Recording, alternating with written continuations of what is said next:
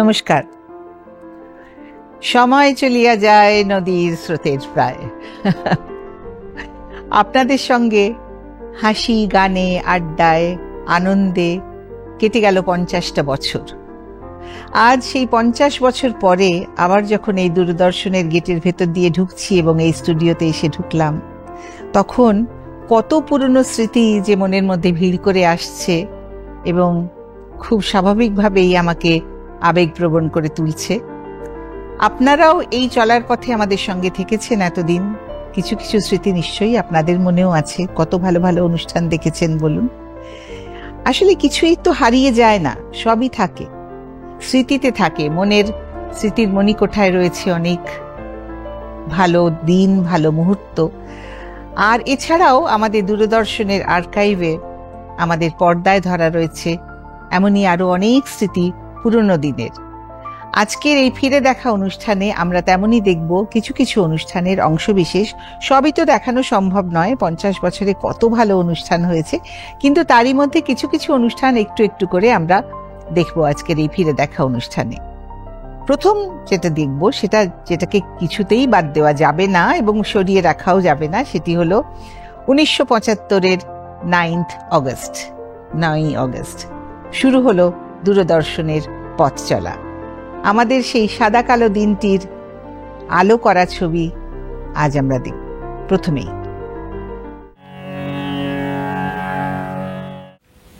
নমস্কার।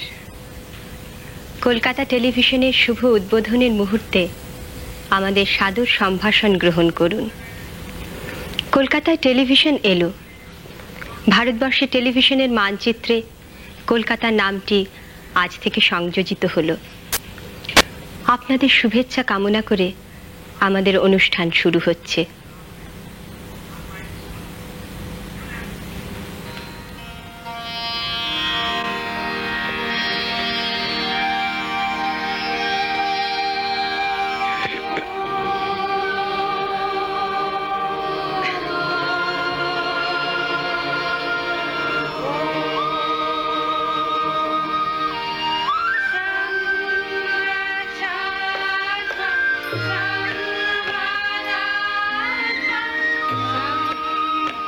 দূরদর্শন কিন্তু কখনোই শুধুমাত্র বিনোদনের চ্যানেল নয়।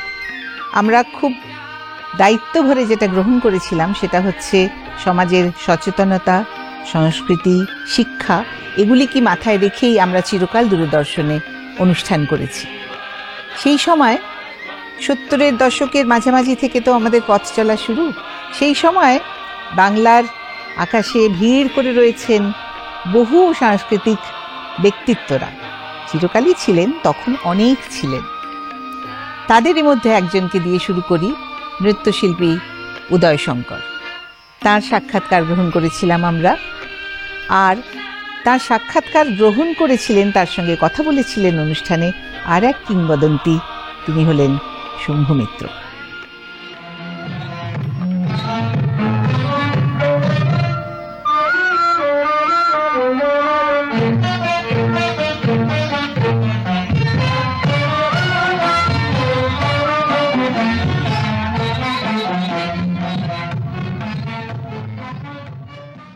From 20 to 72, 52 years you have been working as an active artist.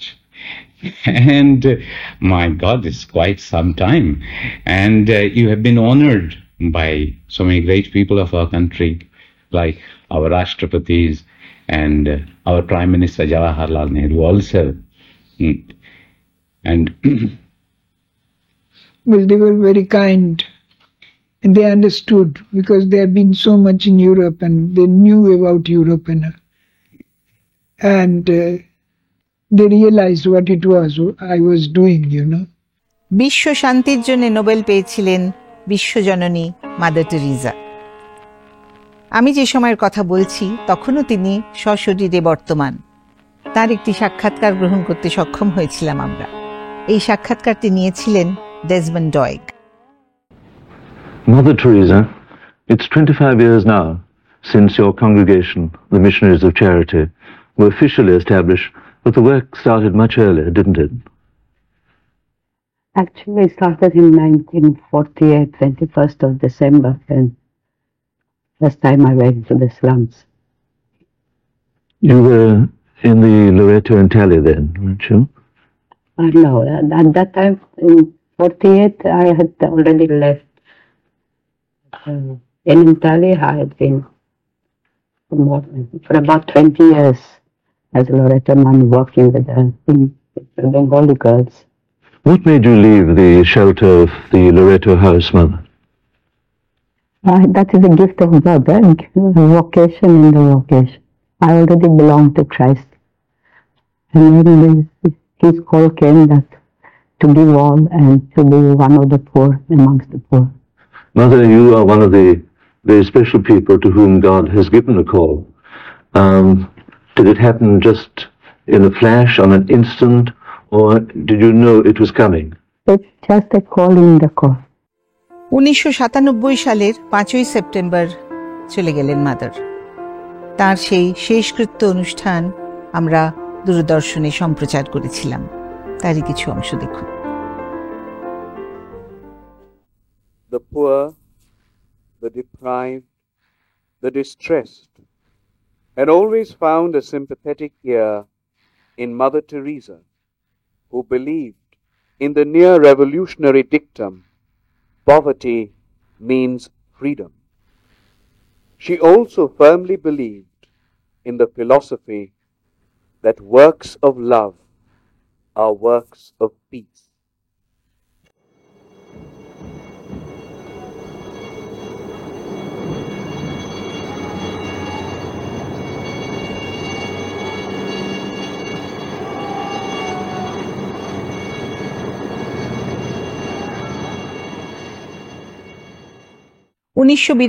সালের 30শে মার্চ বিশ্ববরেণ্য চলচ্চিত্রকার সত্যজিৎ রায়, তিনি তখন খুবই অসুস্থ, মৃত্যুশয্যায়।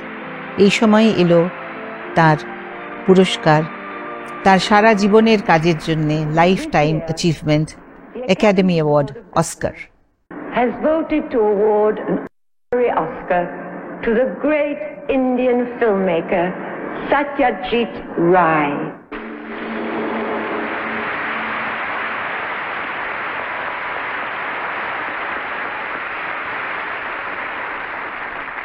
Unfortunately, Mr. Rai is not well and cannot be with us tonight, but he is able to speak with us from his hospital room in Calcutta.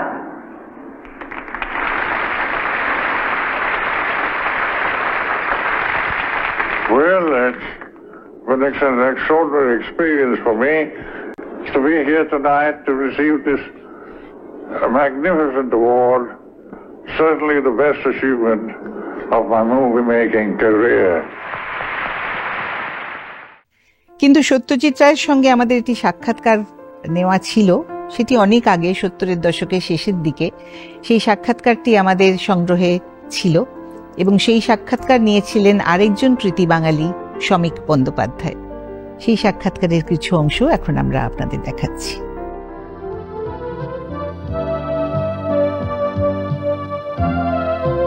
Your involvement in every separate aspect of the making of a film has been a slow and gradual thing. When you started, you were not working on all the aspects of the cinema. Why and how did you decide to take on every element of the film one by one? Well, actually, it's not every element really, but most of the elements, I think. In the early days, for instance, at the time of the trilogy and Operation I was doing the screenplay.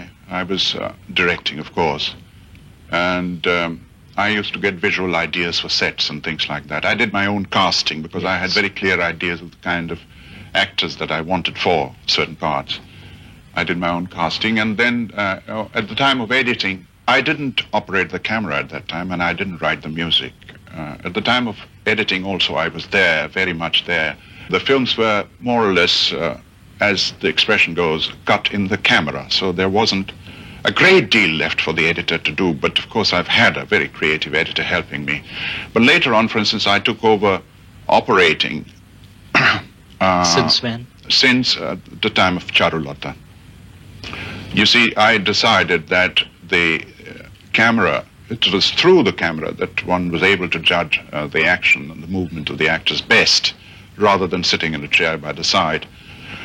And I found it helped the actors also, because I was behind the camera, you know, they couldn't see me actually, and it helped them.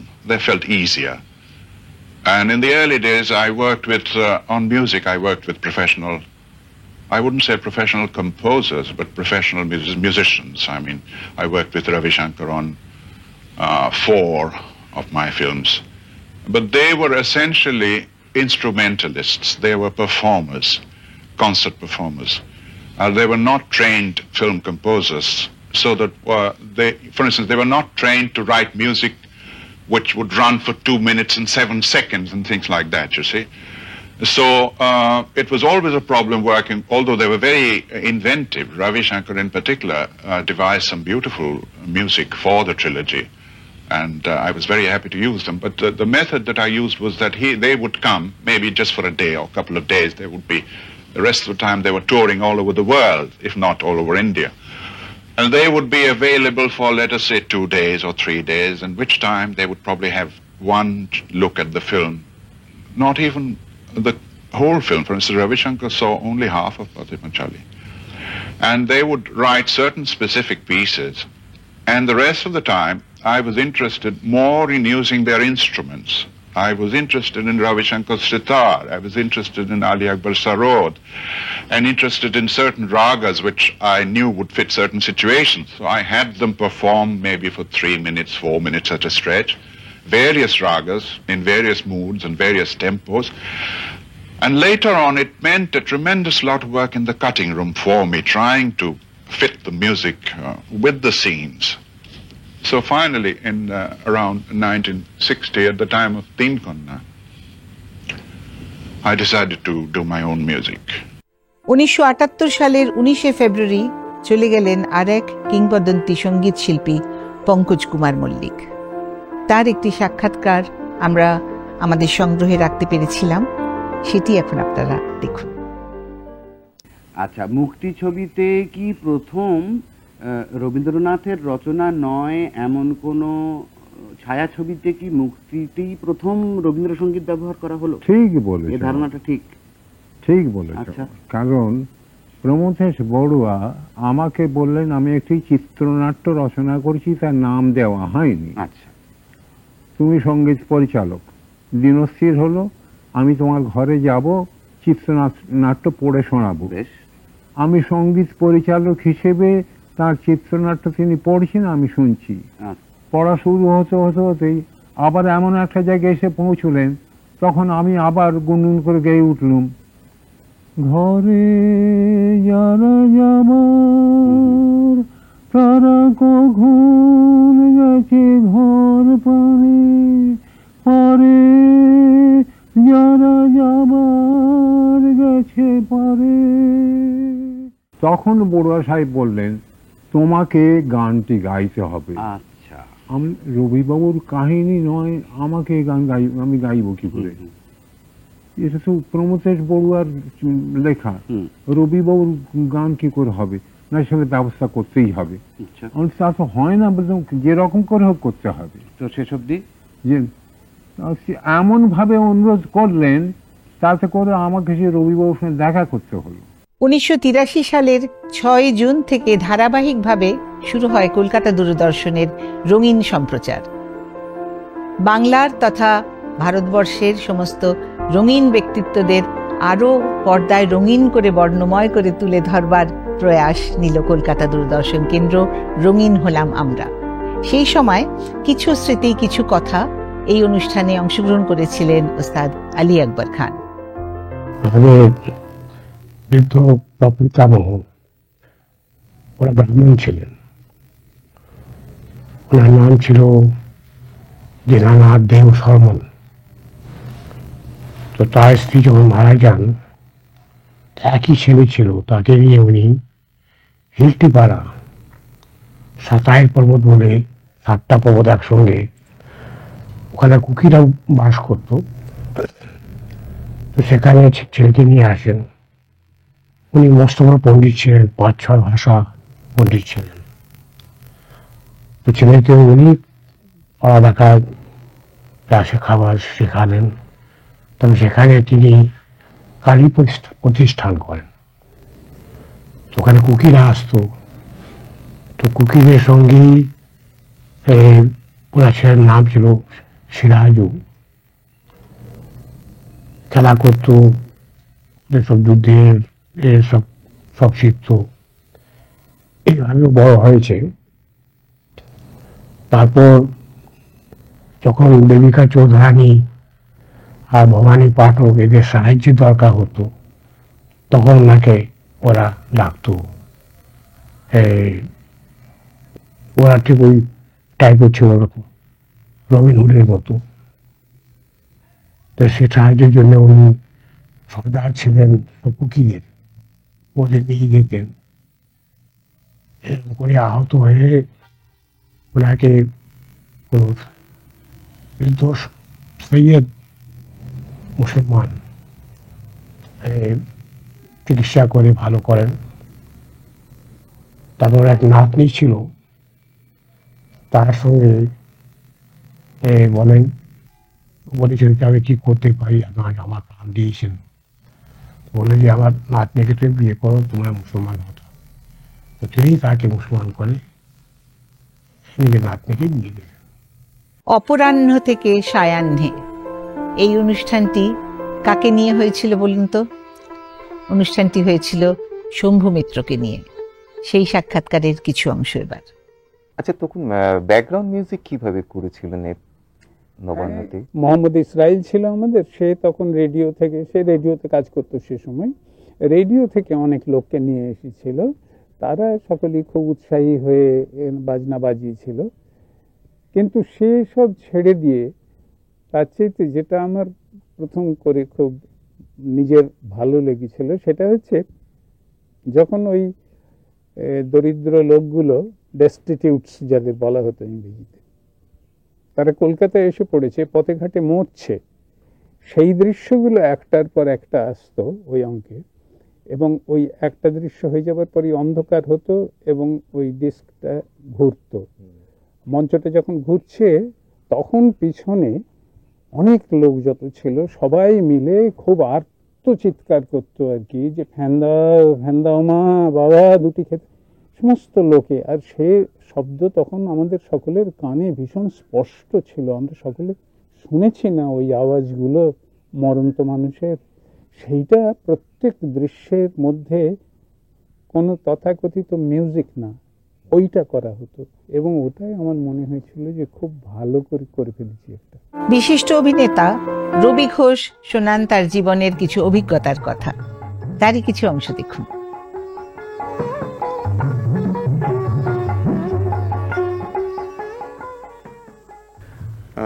Cinema এবং theatre দুটো জায়গাতেই দুজন মহারথীর সঙ্গে আপনার কাজ করার অভিজ্ঞতা হয়েছে, সত্যজিৎ রায় এবং উৎপল দত্ত। এই অভিজ্ঞতা বিষয়ে কিছু বলবেন? দুজনেই, মানে উৎপল দা স্টেজের ক্ষেত্রে বলবো তো আমি ওরম স্টলওয়ার্ড দেখিনি। ধরুন আমি বিলেতে একবারই গেছিলাম, আমি থিয়েটার দেখেছি। উৎপল দার প্রোডাকশন যেগুলো খুব ওনার ভালো প্রোডাকশন, সেগুলোকে কিন্তু অনায়াসেই যে কোনো একটা বিদেশি প্রোডাকশনের সঙ্গে তুলনা করা যেতে পারে। তবে তার অ্যাক্টার অনেক কিছু হয়তো আপনি বলতে পারেন যে সেখানে খামতি আছে, কিন্তু উৎপলদার যে শিক্ষা দেন অভিনেতাদের, বা তার কোরিওগ্রাফি, তার স্টেজ ক্রাফট, তার সব কিছুই তো জাইগ্যান্টিক, বড় মাপের। তবে উৎপলদার রিহার্সাল দিতে একটা জিনিস দেখতাম, ভীষণ মাথা গরম করে ফেলতেন। আমার দুজন গ্রেট ম্যানকে দেখে মনে হয়েছিল, একজন স্টেজের উৎপল দত্ত, কিন্তু মানিক দা একদম ঠিক বিপরীত। ধরুন he never loses his temper, মানে গ্রিভিয়াস মিস্টেক ধরুন আমরা অভিনেতা বা কোনো টেকনিশিয়ান করে ফেলেছেন, সেখানেও কিন্তু আমি কোনোদিন আমি দেখিনি, অন্তত আমার হয়তো অন্য কেউ দেখে থাকতে পারে, যে ওনার ওই মেজাজটা চড়ে। ফলে হয় কি, টিমটা ভীষণ ভালো থাকে, টোটাল টিম। এবং যদি একটু দুর্বল অভিনেতা থাকে, পরিচালক চটে গেলে হয় কি জানেন, সে অভিনেতা হঠাৎ ঘাবড়ে যেতে পারে, নানা রকম হতে পারে। আদারওয়াইজ দুজনেই দুই ক্ষেত্রে স্টলওয়ার্ড, তা মানিকদার ব্যক্তিটা আরো বড়, অনেক বিরাট। মানিকদা অভিনয় যখন দেখেন সেটা অনেক গভীরে দেখান। সেই গভীরতা যারা অভিনয় করেছেন ওনার সঙ্গে তারাই বুঝতে পারবেন, বাইরের লোকের পক্ষে বোঝা সম্ভব না, তা দেখেই বুঝবেন। বাংলা সাহিত্য জগতের আরেক স্তম্ভ আশাপূর্ণা দেবী। তার সাহিত্যে নারীর জীবন কিভাবে জুড়ে রয়েছে সেই কথাই তিনি জানিয়েছিলেন। সে তো আজকের কথা নয়, সেকালে যেরকম ব্যবহার বউরা করতো সেরকমই করবার চেষ্টা করতাম। তবে মোটামুটি খুব একটা লজ্জাশীলা আমি ছিলাম না, সেই জন্য আমার শাশুড়ি খুব অপছন্দ ছিল। ঘোমটা দিই না, বড় বড় দেওরদের সঙ্গে কথা বলি, তারপরে মামা শ্বশুর এসেছেন তার সঙ্গে কথা বলি, এসে মাথায় হাত, বৌমা মামা শ্বশুরের সঙ্গে কথা বললাম, বা উনি জিজ্ঞেস করলেন আমি কথার উত্তর দেবো না, উত্তর না দেওয়া বুঝি খুব সভ্যতা। তো এইগুলো আমার ছিল কিছু কিছু দোষ। আর আমাকে তার্কিক বলে ভয়ানক বলতেন, বৌমার সবটাতেই তর্ক, কিন্তু তাহলেও সে জীবনে খুবই ভালোবাসতেন। প্রথম জীবনে পছন্দটা বোধহয় একটু কমই ছিল, যে আরো লক্ষ্মী বউ আরো শান্ত বউ এটা হলে ভালোবাসতেন। তারপর উনি তো গেছেন, আমার তখন 51 বছর বয়স, বিয়ে হয়ে গেছে, বাচ্চা হবে, এরকম সময় গেছেন। সে জীবনে বলে গেছেন যে হ্যাঁ এখন বৌমা আমার মানে বৌমা একটা মেয়ের মতন মেয়ে, এইটা তিনি বলেছিলেন। হ্যাঁ, বৌমা একখানা মেয়ের মতন। অভিনেতা প্রদীপ কুমার কিভাবে তিনি অভিনয় করতে করতে কলকাতা থেকে একেবারে অবলীলায় চলে গেলেন মুম্বাইতে, সে কথাও তিনি জানিয়েছিলেন আমাদের অনুষ্ঠানে। প্রথমে ফিল্ম ইন্ডাস্ট্রিতে আমি যখন এন্টার করি তার just as a technician Aurora স্টুডিওতে আমি লেট ধীরেন্দ্রের ওয়ান অফ দি অ্যাসিস্ট্যান্টস হয়ে আমি ঢুকেছিলাম ফটোগ্রাফিতে। তারপর সেখান থেকে আমি লেট মিস্টার দেবকী বোস তার কাছে গেছিলাম ডাইরেকশন শেখবার জন্য। একদিন হঠাৎ একটা অবসরে উনি বললেন যে তুমি ফিল্মে নামছো না কেন অভিনেতা হিসেবে। তাহলে বললাম যে আমি তো এটা ভাবিনি কখনো, আপনি যদি ভালো করে চান্স দেন তাহলেই কাজ হবে। যাকে এসে তিনি তখন প্রথম একটা ছবি আমার জীবনে, সেটা উনি সুপারভাইজ করেছিলেন, অলকানন্দা। সে ছবি দুর্ভাগ্য তো চলেনি ভালো, commercially it was not a successful film. ওতে আর কারা কারা আপনার সঙ্গে অভিনয় করেছেন?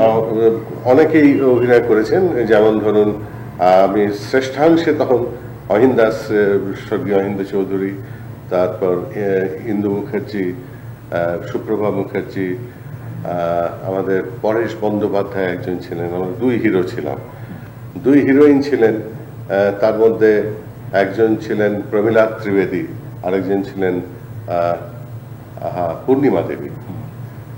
তার ওই বাংলা আমারও জীবনের প্রথম ছবি, আর শ্রী অজিত চট্টোপাধ্যায়েরও প্রথম বাংলা ছবি।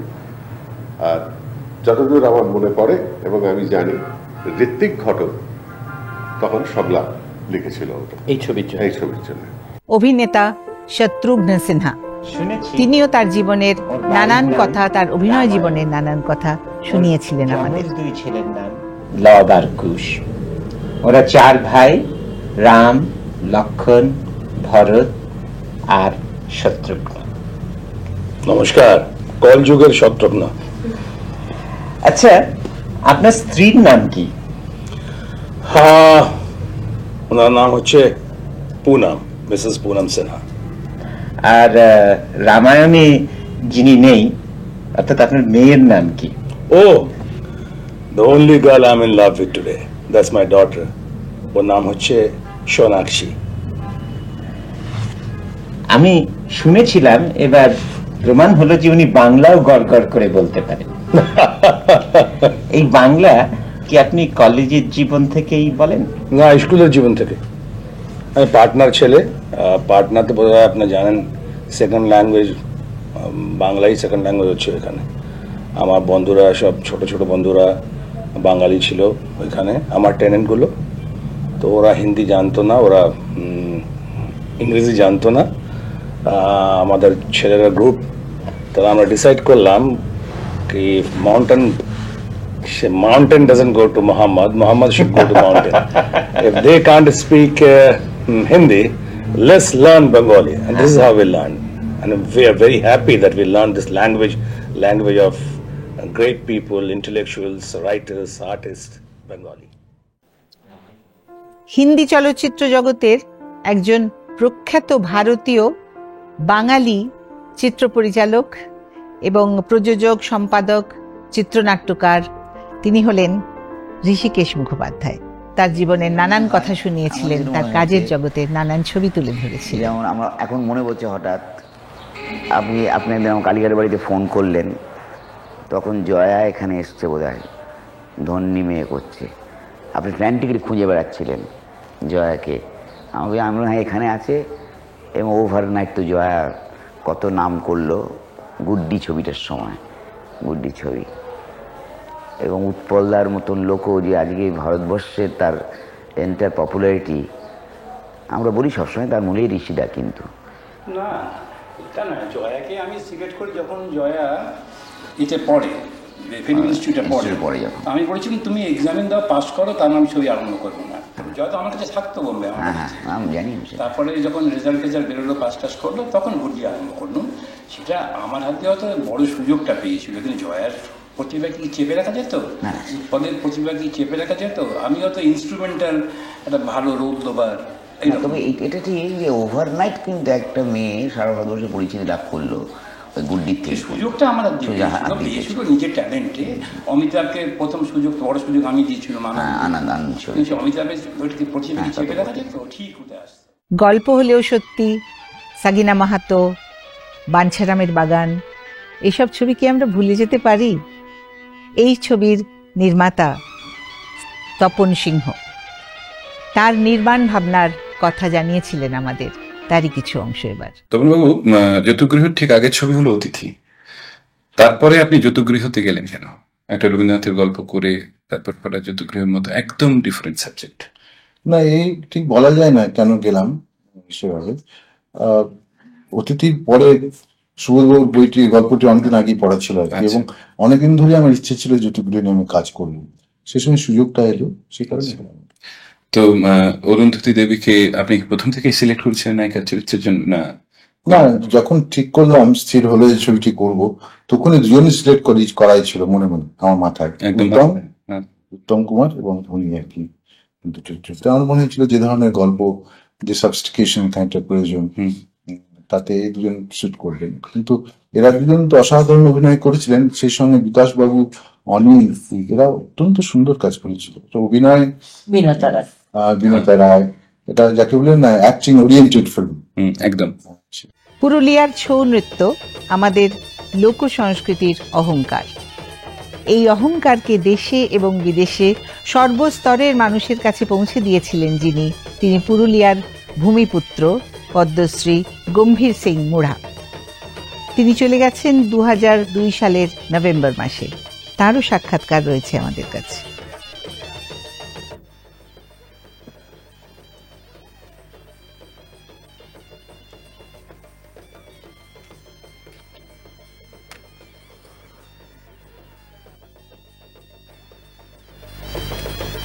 তার মানে আপনি এটা কি দেখলেন? এটা ডান্ড নাচ দেখলেন, ন নাচি নাচ দেখলেন, ন সাঁওতালি দেখলেন, ন টুসু দেখলেন, ন ভাদু দেখলেন? আমি একজন শিল্পী, আমাকে জনগণ ভালোবাসে এবং নাচ দেখে তারা খুশি হয়, এই জন্য আমাকে ডাকে। এবং আমি অনেক দেশে বিদেশে গেছি, লন্ডন গেছি, সুইজারল্যান্ড গেছি, প্যারিস গেছি, আমেরিকা গেছি, আর অনেক অনেক ভারতবর্ষের বিভিন্ন জায়গায় আমি ঘুরেছি এই ছৌ নাচ দেখে। আমাকে অনেক লোকে অনেক কিছু বলে যে এই নাচ তুমি কেন করছো, এটাই উল্টা ধরনের হচ্ছে। পুরুলিয়ায় বিভিন্ন ধরনের নাচ চলছে আর কি। পুরুলিয়ায় কেউ রং দিয়েও করছে, কেউ ওটা হিন্দি ইয়াও করছে, কিন্তু আমি যখন বাইরে যাই তখন সেটাকে আমাদের পুরাতন জিনিস নিয়ে দেখাতে হয়। কিন্তু পুরুলিয়ার সঙ্গে যখন খাওয়াতে হয় আমাকে, তখন বাধ্য হয়ে আমাকে সব জিনিসটাই মিশাতে হয়। আমি এই জন্যে আমাকে ভারত সরকার কাছ থেকে আমি রাষ্ট্রপতি পুরস্কার পেয়েছি পদ্মশ্রী, আমি পদ্মশ্রী। আশা ভোঁসলে আমাদের ভারতীয় সঙ্গীত জগতের এক স্বনামধন্য, স্বর্ণাক্ষরে লেখা থাকবে যার নাম, তেমনি শিল্পী। আরেকজন এরকমই কিংবদন্তি শিল্পীর সঙ্গে আলোচনায় তিনি জানিয়েছিলেন তার জীবনের সাধনার, সঙ্গীত সাধনার কথা, এবং যাকে জানিয়েছিলেন তিনি হলেন সলিল চৌধুরী। সেই সাক্ষাৎকার ধরা আছে আমাদের কাছে। তুমি তো পৃথিবীর প্রায় সব দেশে ঘুরেছো আর সব দেশে পারফর্ম করেছো, তো সেখানকার যে সমস্ত ধরো মেয়েদের দেখেছো, শিল্পীদের দেখেছো এবং ওখানকার জীবনযাত্রা যা দেখেছো, তাতে তোমার কি ধারণা ভারতবর্ষ সম্পর্কে? তুমি বলছিলে লন্ডনে গিয়ে আমার কলকাতার কথা মনে হচ্ছিল কলকাতা চলে আসবো। হ্যাঁ, এইটার সম্বন্ধে তুমি কিছু বলো, এবং ওখানকার কোনো গান তোমাকে ইনফ্লুয়েন্স করেছে কিনা তোমার? तो हम लोग इंडियन हैं और हम कहीं पर भी जाते हैं हमें इंडिया ही याद आता है, अपना घर याद आता है। मुझे एक अंग्रेज ने पूछा था, मैंने बॉय जॉर्ज के साथ गाना गाया, तो उसने मुझे पूछा था कि तुमको इंडिया पसंद है, लंदन पसंद है, अमेरिका, क्योंकि वो सब वहाँ के इंग्लैंड के लोग हैं। मैंने उसको कहा कि मुझे तुम्हारी जगह बहुत पसंद है, बहुत सुंदर है, बहुत साफ सुथरी है, लेकिन मैं मरना चाहती हूँ हिंदुस्तान में। बोले क्यों? मैंने कहा वो मेरी मट्टी है, उस मट्टी में मैं जाना चाहती हूँ, वो कैसी भी है वो मेरी है। तो उन लोगों को बहुत अच्छा लगा कि हमारा देश का प्रेम हमें होना बहुत ज़रूरी है और वो उनको अच्छा भी लगता है। मुझे लगता है कि ये होना ज़रूरी है। गाने की बात है, हमारा क्लासिकल म्यूज़िक इतना महान है, हमारा डांस इतना महान है कि मुझे नहीं लगता कि दुनिया के किसी कोने में इतना अच्छा म्यूज़िक है। क्लासिकल म्यूज़िक, सही बात, इतना बड़ा म्यूज़िक है। इस क्लासिकल से हम जो मर्जी करते हैं, बेस वही होता है, क्लासिकली होता है। आप कुछ भी गाना बना लीजिए, फिर है तो क्लासिकली, उसका बेस वही है। और सिंगर्स भी जो क्लासिकल सीखे होते हैं, उनकी आवाज़ भी बहुत देर तक रहती है, सुर में रहती है और अच्छा रहता है। तो मेरा ख्याल है कि बाहर का गाना मुझे अच्छा लगता है, लेकिन मुझे इतना इम्प्रेस नहीं करता जितना अपना म्यूजिक है। ভারতীয় ঐতিহ্য এবং সংস্কৃতিকে ধরে রাখার অমূল্য সমস্ত তথ্যচিত্র রয়েছে আমাদের আর্কাইভে। 1941-এর 7ই আগস্ট রবি অস্তমিত হলেন, চলে গেলেন রবীন্দ্রনাথ। অদ্ভুতভাবে একটা জিনিস লক্ষণীয় যে 1871 সালের ওই 7ই আগস্টের দিনটিতেই কিন্তু জন্মেছিলেন আর এক মহিরুহ ওই একই পরিবারে, তিনি হলেন অবনীন্দ্রনাথ ঠাকুর। এদের দুজনকে নিয়ে, অর্থাৎ রবীন্দ্রনাথ এবং অবনীন্দ্রনাথ, এদের দুজনকে নিয়ে তথ্যচিত্র রয়েছে আমাদের কাছে, জন্মদিন, মৃত্যুদিন।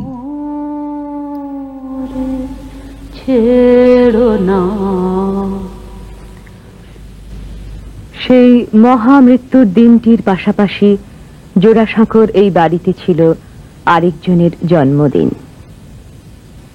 একটু ভিন্ন অর্থে যেন সত্যি হয়ে উঠল এই কথাগুলি। আজি আসিয়াছে কাছে জন্মদিন মৃত্যুদিন, একা আসনে দোহে বসিয়া আছে। কলকাতার গঙ্গায় অসংখ্য ঘাট রয়েছে, আর সেই অসংখ্য ঘাটের রয়েছে অনেক ইতিহাস। সেই ইতিহাস নিয়েই তৈরি হয়েছিল তথ্যচিত্র ঘাটের কথা। পাষাণে ঘটনা যদি অঙ্কিত হইত, তবে কতদিনকার কত কথা আমার সোপানে সোপানে পাঠ করিতে পারিতে। পুরাতন কথা যদি শুনিতে চাও, তবে আমারই ধাপে বৈশ, মনোযোগ দিয়া জলকল্লোলে কান পাতিয়া থাকো। বহুদিনকার কত বিস্মৃত কথা শুনিতে পাইবে। বিহারের মিথিলা অঞ্চলের মধুবনী জেলার মহিলাদের হাতের পরশে তৈরি হয়ে উঠেছে মধুবনী শিল্প। আমাদের দেশের একটি ঐতিহ্যের অংশ তো বটেই। আমাদের সংগ্রহে সেই মধুবনীর ঐতিহ্য সযত্নে সংরক্ষিত আছে।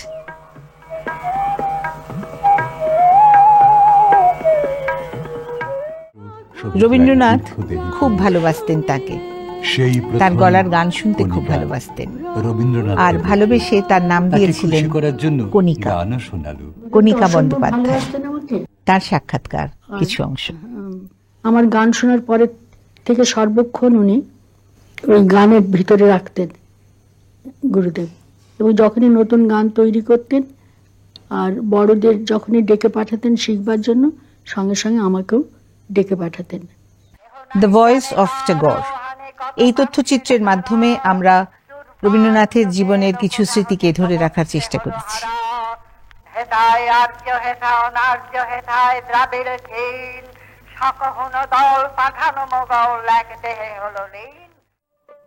বাউল সম্প্রদায় বাংলার মাটির সুরকে বয়ে নিয়ে চলেছে যুগ যুগ ধরে। তাদের সুখ দুঃখ, তাদের হাসি কান্না, সুরের যাপন সবটি ধরা রয়েছে আমাদের একটি তথ্যচিত্রের মাধ্যমে।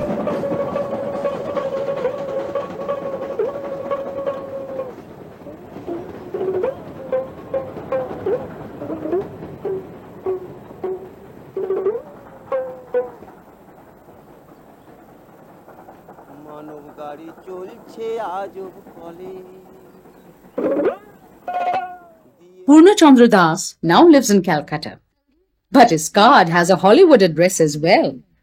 He regularly gives performances abroad. ये अनुष्ठान में रॉयल एल्बर्ट हॉल में आप सबका स्वागत है। लोक संगीत की दुनिया के सबसे मशहूर कलाकार बाउल सम्राट पूर्णदास बाउल। উদয় শঙ্কর, তিনি চলে যাবার পর অমলা শঙ্কর একটি সাক্ষাৎকারের মাধ্যমে জানিয়েছিলেন তার নৃত্য ভাবনার প্রেক্ষিত।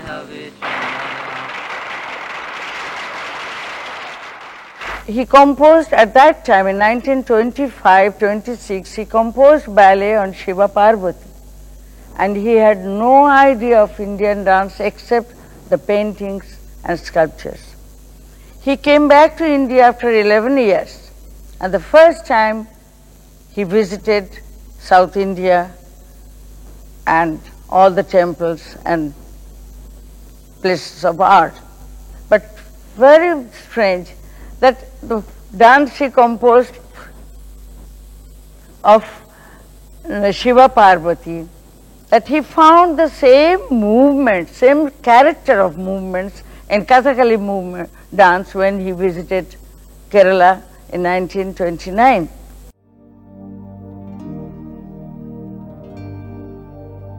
ন্যাশনাল লাইব্রেরি বা জাতীয় গ্রন্থাগার ভারতের বৃহত্তম গ্রন্থাগার। এটি কলকাতায় এটি স্থাপিত হয় 1836 সালে।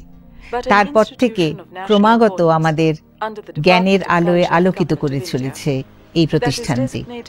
সেই সম্পর্কেই তথ্যচিত্র।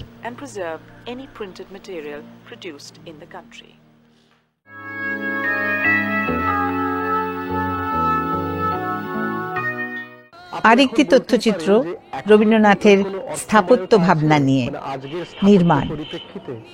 আমরা বলবো আছে, তার কারণ আধ ঢাকা বারান্দা, কিছুটা ঢাকা রয়েছে ছায়া দিয়ে, ওপরে শেড দিয়ে, কিছুটা একেবারে উন্মুক্ত। এটাই হচ্ছে মস্ত বড় বিশেষত্ব। আর দ্বিতীয় বিশেষত্ব হচ্ছে এইটাই, আমরা রবীন্দ্রনাথের যে কথাটা ছিন্নপত্রাবলী বা বিভিন্ন জায়গায় বলেছেন, তার একটা প্রকাশ রূপ পাচ্ছি এখানেই, যে কখনোই স্থাপত্য গাছকে অতিক্রম করে যাবে না। পুতুল নেমে গো পুতুল, এই তথ্যচিত্রে উঠে এসেছে পশ্চিমবঙ্গের বিভিন্ন জেলায় পুতুল তৈরির ইতিহাস।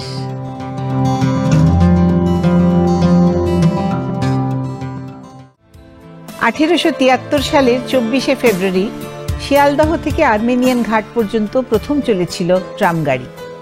বঙ্গজীবনের অঙ্গ ট্রামগাড়ির জীবনচর্যা।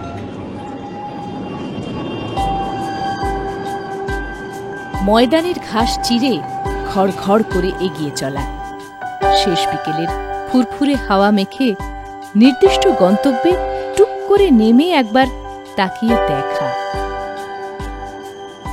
দুলতে দুলতে সে চলে গেল।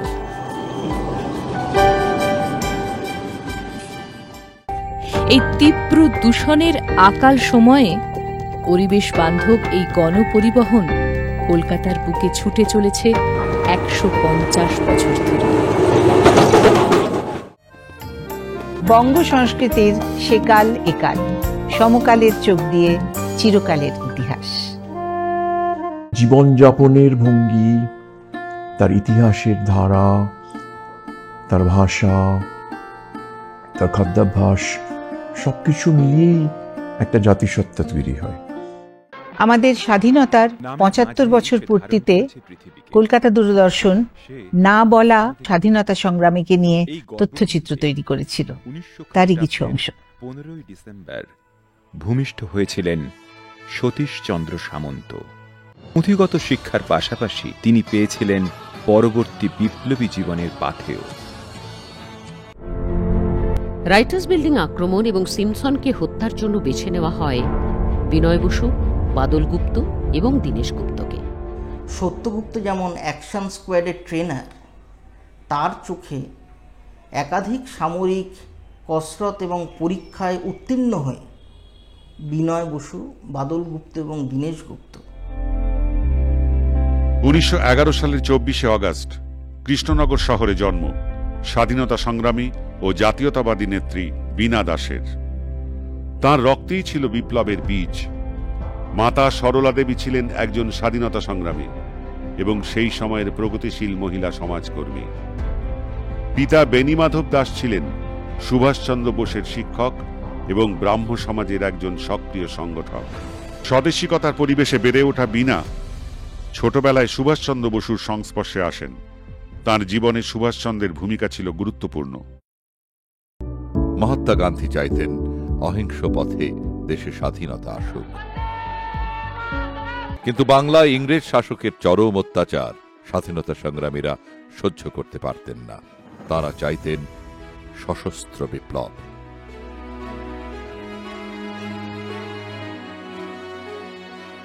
শ্রী অরবিন্দ বলেছিলেন, ইংরেজদের মেরে তাড়াতে হবে। সেই পথেরই পথিক ছিলেন অতুল সেন।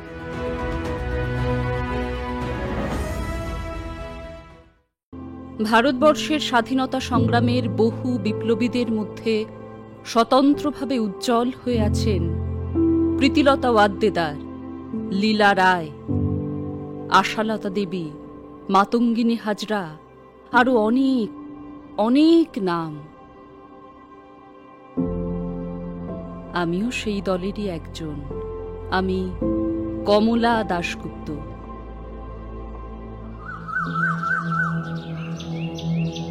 পলাশীর আমবাগান ইতিহাস বিখ্যাত। এখানে যুদ্ধ হয়েছিল ব্রিটিশ ইস্ট ইন্ডিয়া কোম্পানি এবং সুবা বাংলার নবাব সিরাজউদ্দৌলার 1757 খ্রিস্টাব্দের জুন মাসে।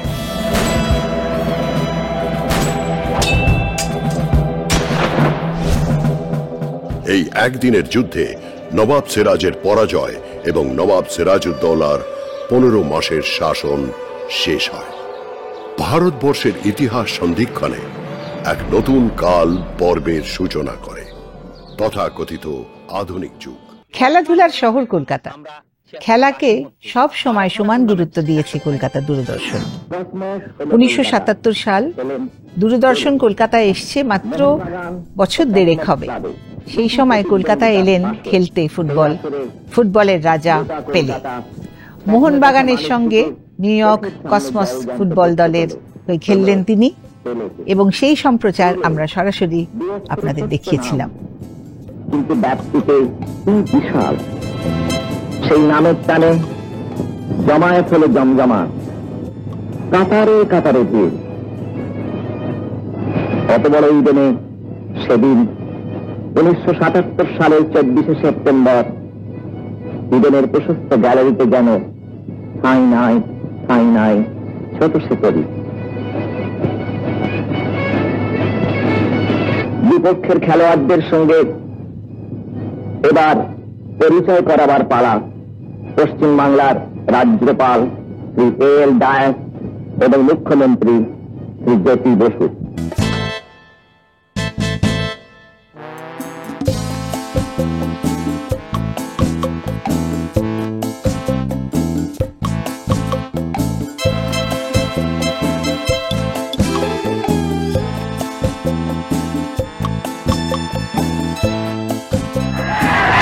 বলেছেন সাউথ এশিয়ান ফেডারেশন গেমস, যাকে আমরা স্যাফ গেমস হিসেবে জানি। আমরা সরাসরি সেটি সম্প্রচার করেছিলাম।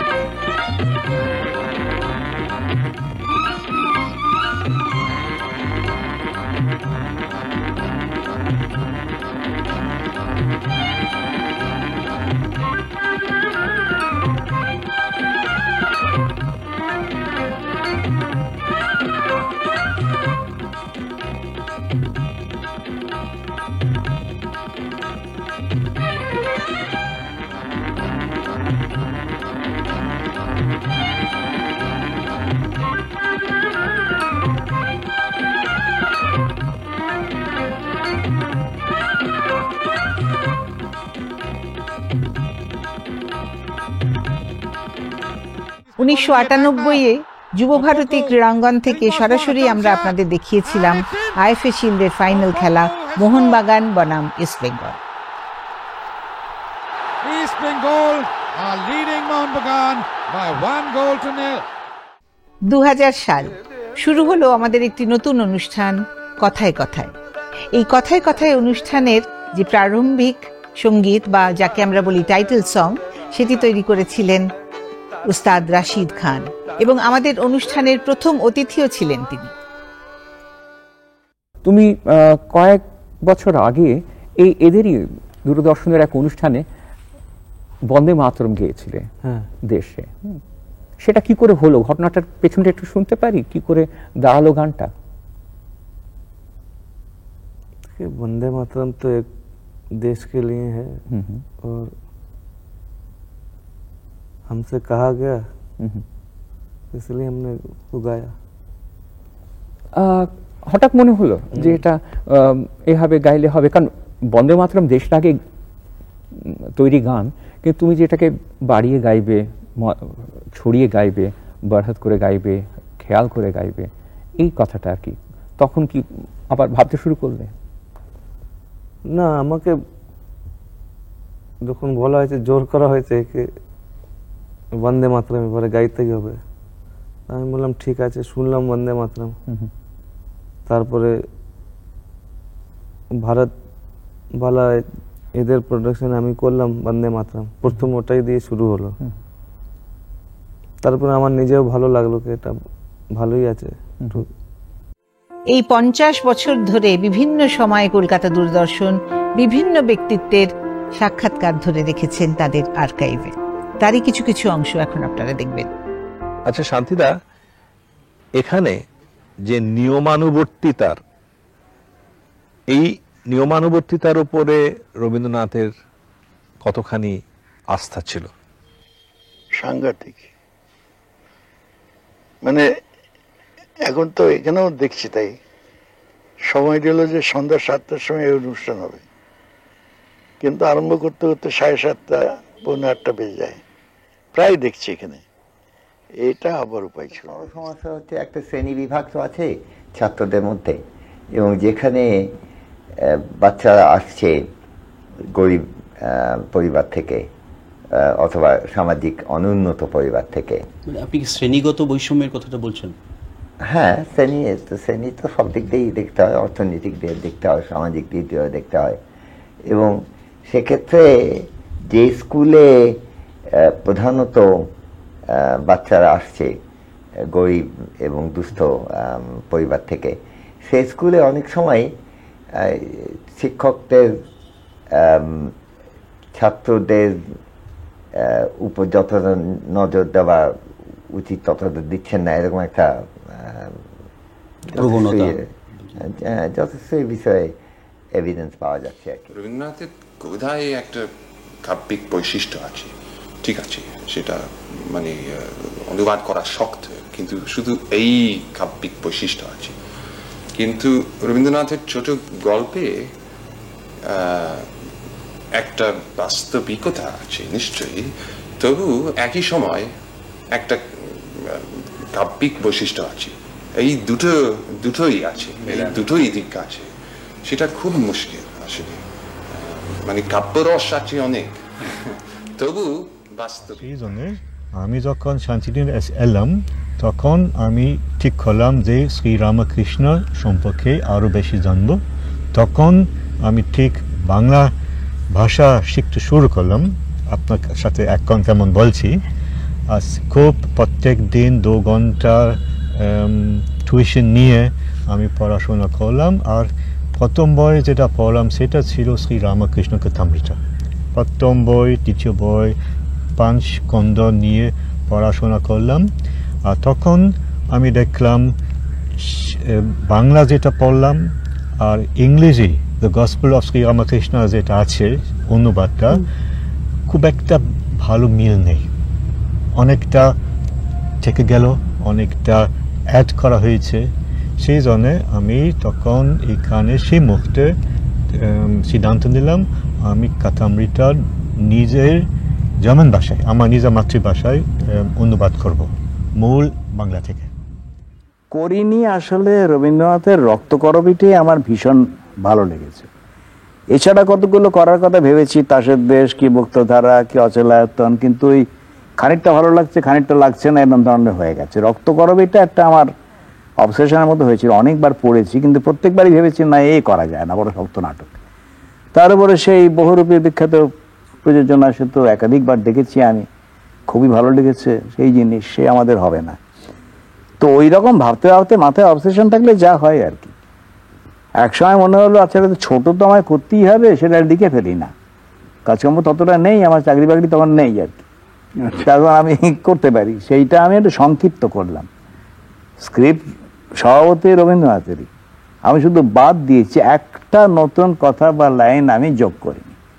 শুধু এক জায়গায় উনি বলেছেন যে গোকুলকে দেখিয়ে, সেই গোকুল নামটা না বললে সে নামটা প্রকাশ পাচ্ছে না, যেখানে নাম ছিল সেটা আমার কাটা গেছে, সেখানে গোকুল কথাটা অ্যাড করেছি, আর কিছু অ্যাড করিনি। আচ্ছা, তো এইভাবে ওটা অনেক কমিয়ে এনেছি। কেমন তাদের একটু টাইট হয়েছে বলে আমার ধারণা আর কি, কারণ রবীন্দ্রনাথ অসম্ভব ভালো লিখতেন বলেই মধ্যে মধ্যে ওই কাব্যগুণে একটু বেশি বেশি বেশি করে ফেলতেন আর কি, সেটা কমিয়ে দিলে নাটকটা টাইট হয় বোধহয়, এইটা মনে হয়েছে।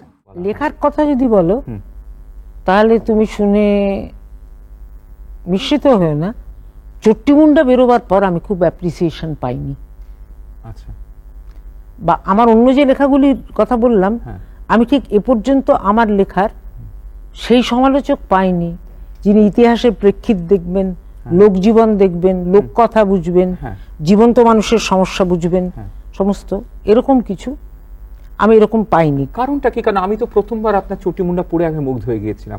তখন আমি আপনাকে গিয়ে মানে দৌড়ে গিয়ে বলিনি, কিন্তু আমার পড়েই মনে হয়েছিল একটা ক্লাসিক পড়লাম। আর শুধু তাই না, আপনার ভাষা বলুন, আপনার সেই রহস্যময় একটা জগৎকে তৈরি করার যে ছোট ছোট ছোট ছোট উপকরণ যেগুলো আপনি ব্যবহার করেছেন, আর আমি এটা পাইনি। আমি এটা যেটা ঘটনা আমি তাই বলছি, বা কবি বন্দকটিকায়ের জীবন ও মৃত্যু সে বিষয়ে, বা বিবেক বিদায় পালা, এইসব বই সম্পর্কে আমি একটা সিরিয়াস ইভালুয়েশন যাকে বলে সেটা আমি এখনো আজও পাইনি। আমি আর পরে পাবো কি না পাবো আমি জানি না।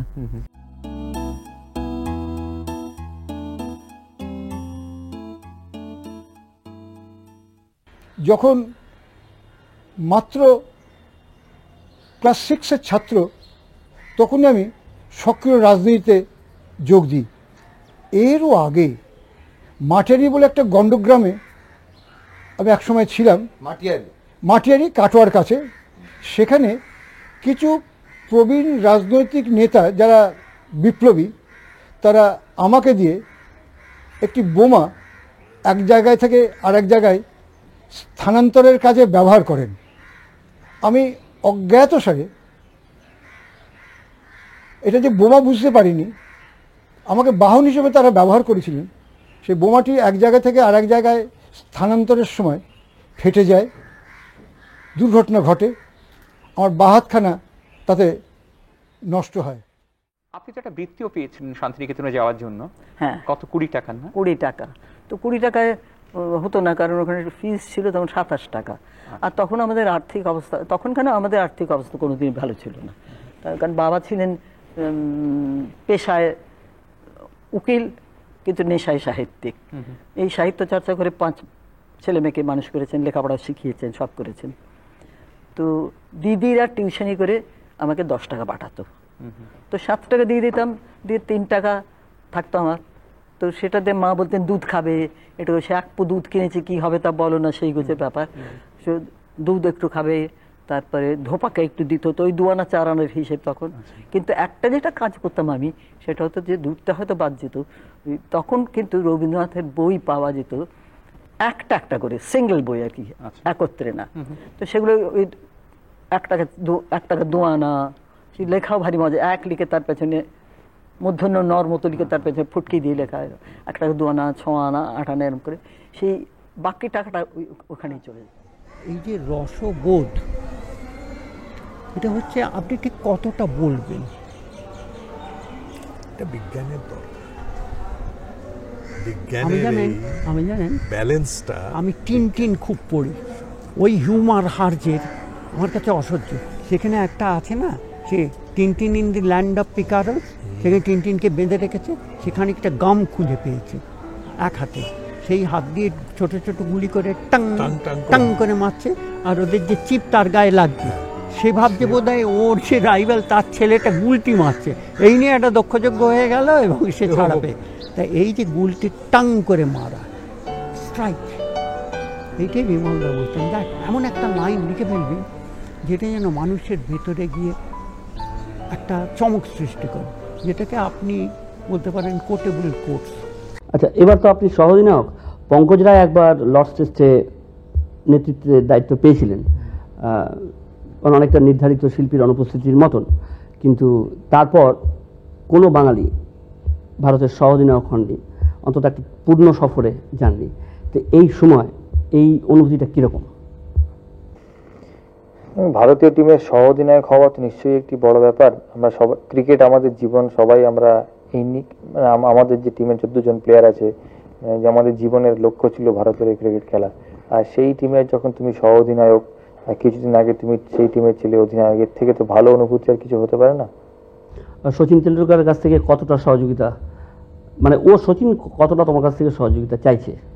যথেষ্ট। এই যে 1-2 সিরিজ আমি ভাইস ক্যাপ্টেন ছিলাম, আমাদের প্রায় ডিসকাশন হতে থাকতো, আর আমরা দুজনেই ইয়াং, দুজনেই বয়স 26-27, এই জন্য দুজনের মধ্যে একটি ভালো আন্ডারস্ট্যান্ডিং আছে। তেমনি আপনার ব্যক্তি জীবনে, অভিনয় জীবনে মহানায়কের ভূমিকাও অনস্বীকার্য। প্রথম দিকে যেগুলো উনি ছবি করেছেন, মহানায়িকা বলবো কি নায়িকা, সুচিত্রা সেন, গ্ল্যামারাস কুইন, মানে আমি বলছি ওনার কিভাবে নিজেকে তৈরি করতেন প্রথম দিকে, ওর মধ্যে কি দিনরাত ডুবে থাকতেন? ওই স্ক্রিপ্ট প্রথম পড়া, জীবনে কি গানের করতেন লিপি? আমি জানি না, কিন্তু আমার জীবনে যখন উনি এসেছেন তখন প্রত্যেকটি ব্যাপারে বড্ড খুঁটিনাটি করে কাজ করতেন। যেমন গানের ব্যাপারে, পুরো গানটা যখন টেপ হয়ে গেল, তখন তো আমাদের ক্যাসেট ছিল না, ওই স্কুলে, মানে হারমোনিয়ামে তুলে নিয়ে সেই গানটা একদম ঠোঁটস্থ করে নিয়ে। আমার যখন ওই ক্লাস 4 না 5-এ পড়ি, তখন একদিন আমি বাড়িতে এসে বলেছি, 6-এ পড়ি, আমি বলেছিলাম আমি অঙ্কটা কাঁচা ছিলাম, আমি 72 থেকে 75 পাবো, পেয়েছিলাম 12। তো বাড়ির লোকেরা লেখাপড়া জানে, বাড়ি ছিল বেশ, সকলে খুব ঠাট্টা করছিল আমাকে নিয়ে। এইবারে ঠাট্টাতে আমি কিরকম উদ্বেল হয়ে, যে মা প্রায় শয্যাশায়ী থাকতেন, তখন মায়ের কোলে মুখটা রেখেছিলাম, আজও বিপদে আপদে ওই নরম কোলটা যে কি প্রচণ্ড আশ্রয়, এই আশ্রয়টা পেয়ে, এই আশ্রয়টা আমি আমার ছোট মানুষের মাপেও সাধ্যমতো আমার বন্ধু, আমার আত্মীয়, এমনকি রাস্তার অনার থেকেও দেবার চেষ্টা করে থাকি। অভিনয় করতে তো আমার হাজবেন্ড মিস্টার বড়ুয়াই আমাকে উৎসাহ দিয়েছেন। উনি বললেন আমি তোমাকে সিনেমায় না ভাবো। আচ্ছা আচ্ছা, তখন আপনার কিরকম প্রতিক্রিয়া হয়েছিল? আমার প্রতিক্রিয়া মানে আমি প্রথম তো সবাই একটু নার্ভাস হয়ে যায়, তাহলেও যে করে হোক ওনার সংস্পর্শে এসে উনি যেভাবে তৈরি করেছেন, আমাদের শিখিয়েছেন, আমি তাতে পেরেছি। আর এখন আমি একটা ডকুমেন্টারি করেছিলাম, প্রথমটা ইনকমপ্লিট, একটা পাওয়ার ক্রাইসিস আরম্ভ হয়েছিল তখন 72 সালে। আমরা তখন ইয়াং ছেলে, সব আমরা ছবি করতে আরম্ভ করলাম, কিন্তু সেই ছবিটা সরকারের মনোমতো হয়নি বলে নেয়নি ওরা। যাই হোক, তারপরে নিউ আর্থ বলে একটা ছবি করেছিলাম, সেটা ভালো হয়েছিল, এবং সেই ছবিটা দেখে মৃণালদা বললো ছবিটা তুমি মানহাইম ফেস্টিভ্যালে পাঠাও। সেই ছবিটা মোটামুটি আমাকে একটা স্বীকৃতি দিয়েছিল। তারপর আমি প্রচুর বিজ্ঞাপনের ছবি করি, এসব করতে করতে মনে হলো যে মানে আমি যেগুলো করছি সেগুলো কারো প্রোডাক্ট বিক্রি করার জন্য, আমার মনের কোনো শান্তি নেই। ফলে আমরা হাংরি অটম তৈরি করতে শুরু করি একটা প্রয়োজনে। তার কারণ 1974 সালে একটা ভয়ঙ্কর দুর্ভিক্ষের মতো অবস্থা হয়েছিল, গ্রাম ভেঙে লোক শহরে চলে আসছে। আমরা 41-এর দুর্ভিক্ষ দেখিনি, কিন্তু শুনেছি লোকে ফ্যান দাও করতো। 74 আমি দেখেছি সমস্ত মানুষ শহরে এসে জড়ো হচ্ছে, অথচ শহরের বাজার ফুলে ফেপে রয়েছে, গ্রামীণ মানুষের কাছে কিচ্ছু নেই। সেই জন্য আমরা একটা ছোট্ট ক্যামেরা নিয়ে আমাদের একটা বন্ধুদের গ্রুপ, আমরা নিজেদের বলতাম ইউরি সিভেন্স গ্রুপ। এখানে বলতে চাইছিলাম কারণ সেই সময়টার কথা আমি জানি। এক্স্যাক্টলি, তুমি জানো খানিকটা। আর তখন আমাদের হরিদা, তোমার শ্বশুরমশাই ছিল আমাদের প্রায় একেবারে গুরু, মেন্টরের মতো। তো হরিদা আমাদের খুব এনকারেজ করতেন। আমার মনে হয় যে প্রথম নিউ আর্ট ছবি যখন করি আমি হরিদার কাছে ক্যামেরা ভাড়া করতে এসেছিলাম। উনি বললেন ক্যামেরা ভাড়া করে কি আর ডকুমেন্টারি হয়, নিয়ে যাও, যা পারো দিও। তপন সিনহা হচ্ছে আমার বন্ধু লোক, একসঙ্গে আমরা নিউ থিয়েটার্সে কাজ করেছি। তারপরে উনি যখন ছবি করবেন, গল্প শুনে আমরা অবাক হয়ে গেলাম যে 4টে বিধবা নিয়ে কি গল্প হচ্ছে, কিছুতেই বুঝতে পারছি না। ছায়া দিয়ে আমি রেণুকা সব মুখ চাচাই করছি। তারপর সেই ছবি যখন হলো নির্জন সৈকতে গিয়েও আমরা কিন্তু হাউসের মধ্যে ভয়ে ভয়ে রয়েছি, কিরে বাবা এ কি হচ্ছে। কিন্তু যখন ছবিখানা রিলিজ হলো, 5 জনে যখন পুরস্কার পেলাম, ইন্টারন্যাশনাল পুরস্কার, সেই খবরটা দিলেন কে জানো? তিনি হচ্ছেন সত্যজিৎ বাবু। কবিতার ছাপা হলে তাই নিয়ে একটু আলোচনা হয়, লোকে কথা বলে। তখন যেহেতু একটা রেফিউজি পরিবারের ছেলে, তার মনের মধ্যে যেটা ইচ্ছে থাকে আমাকে লোকে একটু চিনুক জানুক, হ্যাঁ, এই ইচ্ছে থেকেই ভাবলেন যে লিখি, যাতে পড়লে সেটা পড়ে কেউ ও ওই ছেলেটা নাকি, ওই বাড়ির ছেলেটা নাকি, যাতে বলে না, হয়তো কেউ কিছুই বলবে না। তো সেই লিখে এখানে সেখানে পাঠাতে লাগলাম, তো বেশ ছাপাও হতে লাগলো। তা বুদ্ধদেব বসুর কবিতা পত্রিকা ছিল তখন, কবিতার কোষ্ঠী পাথর। মানে বুদ্ধদেব বসুর কবিতা পত্রিকায় যদি ছাপা হতো তাহলে তাকে কবি স্বীকৃতি দেওয়া হতো, দেশ পত্রিকায় ছাপা হলে দেওয়া হতো না। তো সে বুদ্ধদেব বসুর ওখানে পাঠিয়ে দিলাম, তুমি বলে একটা কবিতা, সেটাও ছাপা হয়ে গেল। আশ্চর্য ব্যাপার। আমার এখন মনে হয় আরো 10 বছর আগে যদি আমি শুরু করতাম ভালো হতো ছবি পরিচালনার কাজ। তবে আমি এটাকে ছোট করছি না রে, কারণ আমার অভিনেত্রী জীবনে আমাকে অনেক কিছু দিয়েছে, আমাকে একটা পরিচিতি দিয়েছে, যে জন্যই আমি যখন শশী কাপুরকে চিঠি লিখলাম, কত লোকই তো থাকে যারা আমার থেকে অনেক বেশি ট্যালেন্টেড, তারা কিন্তু মানে তাদের কথা শোনার লোক পায় না খুঁজে, সেটা তো হয়। আমি যখন শশী কাপুরকে চিঠি লিখলাম যে আমি এরকম একটা ছবি ভেবেছি, বাস এটা পাঠালাম, তখন অ্যাটলিস্ট আমি জানি যে ওইটা পড়বে, চিঠিটা মানে না পড়েই বাজে কাগজের ঝুড়িতে ফেলে দেবে না, এটুকুন জানি। সেটা একটা সুবিধা হয়েছিল। ইন্টারন্যাশনাল পরিচিতি হলে আমি হয়তো অন্য কাউকেও লিখতে পারতাম, স্পিলবার্গকে লিখতে পারতাম আমি ছবিটা করতে চাই, কিন্তু এখন যদি লিখি বাজে কাগজের ঝুড়িতে ফেলে দেবে। আসলে আমার ছেলেবেলাটা কেটেছে খুব ছোট্ট একটা শহরে, যে শহরে 2টো সিনেমা হল ছিল। আমাদের পরিবারে এই সিনেমা দেখাটা নিয়ে কোনো বিধিনিষেধ ছিল না। আর ঘটনাচক্রে আমাদের ওখানে যে সমস্ত ছবিগুলো যেত, সেগুলো খুব খারাপ ধরনের ছবি যেত না আমাদের ছেলেবেলায় যতদূর মনে পড়ে। এবং চার্লি চ্যাপলিনের ছবি টবি প্রায় দেখানো হতো। শহরটার নামটা বলুন। উত্তর বাংলার বগুড়া বলে একটা জায়গা, তো সেখানে আমরা ছবি দেখতাম। তো যেটা হলো, যখন ক্লাস 7-7 এরকম আমি তখন পড়ছি, তো তখন হঠাৎ আমি খেয়াল করতে শুরু করলাম, আমি ছবি দেখতে শুরু করেছি খুব মন দিয়ে, কিন্তু কিছুক্ষণ পরে বোধহয় অন্যমনস্ক হয়ে ওই চরিত্রগুলোকে নিয়েই আমার নিজের মনে আমি খেলা করছি। এবং খেলা করতে করতে করতে করতে তার বেশ কিছুক্ষণ পরে হঠাৎ আমার মনে হলো, আরে আমি তো মূল ছবি থেকে সরে গেছি, আমি আর এর লিঙ্ক খুঁজে পাচ্ছি না। কিন্তু এই যে একটা মজার খেলা, যেটা হয়তো অন্য একজন পরিচালক কিংবা অন্য একজন সাহিত্যিকের গল্প থেকে অন্য একজন চিত্রনাট্যকার, অন্য একজন পরিচালক, তারা নিজেরা যে খেলাটা শুরু করেছিলেন, আমি তার কতগুলো সুতো টেনে নিয়ে আমি নিজের মনে আমার নিজের খেলা খেলতে শুরু করেছি, গোছের একটা ব্যাপার। তো সেটা আমার তখন খুব মজা লেগেছিল, ভালো লেগেছিল। এটা প্রায় হতো আর কি, কিন্তু কাউকে বলতে পারতাম না লজ্জায়। তারপরে দেশভাগ হয়ে যায়। আমি যখন কলেজে পড়তে কলকাতায় চলে আসি, তখন আমার আত্মীয় স্বজন, বিশেষ করে আমার মামা বাড়িতে, ওদের ওখানে ফিল্মের প্রচুর বই ছিল, তাদের ভেতর কেউ কেউ ফিল্মের সঙ্গে যুক্ত ছিলেন। তো এই বইগুলো পড়তে আমার খুব ভালো লাগতো এবং তখন আমার মনে হলো যে আমি ফিল্মে যদি জড়িত হতে পারি তো বোধহয় নিজেকে প্রকাশ করতে আমার খুব ভালো লাগবে, মানে একটা আনন্দ হবে আর কি।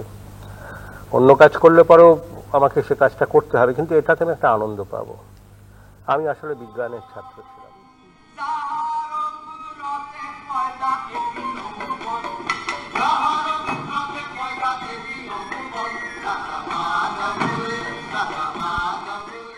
অনেকে এটাকে লোকনাটক বলেন, কিন্তু এটা কিন্তু লোকনাটক নয়।